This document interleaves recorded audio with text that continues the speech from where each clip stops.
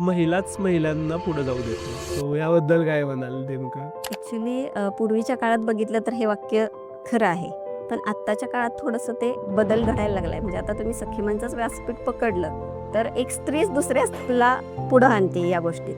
तर स्त्रिया स्त्रियांचा हात धरून आत्ता सध्या पुढं जाताना दिसतायत. तर थोडासा काळ आत्ता बदलतोय असं वाटतंय मला. ओके.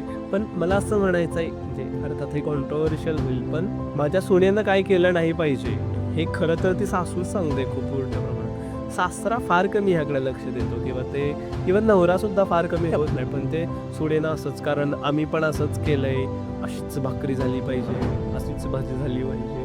हो ना, हे तिथूनच येतंय ना? येस. म्हणजे मी तेच सांगितलं तुम्हाला, की जी पूर्वीची पिढी आहे ती अजूनही आहे, की बाबा नाही मी हे केलंय तर तू नाही हे नाही केलं पाहिजे. म्हणजे जे मी भोगलंय ते थोडंसं सुनेनं पण भोगावं असं. म्हणजे मी काटे टोचून घेतले 4, तर तुला 4 मान 4 तरी टोचलंच पाहिजे. पाहिजे येस. म्हणजे थोडासा तो भाग आहे.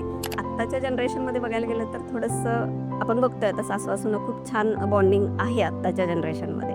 पण जी मागची पिढी बघायला गेलं तर अजूनही ती तिथंच आहे. याचं खूप वाईट वाटतं.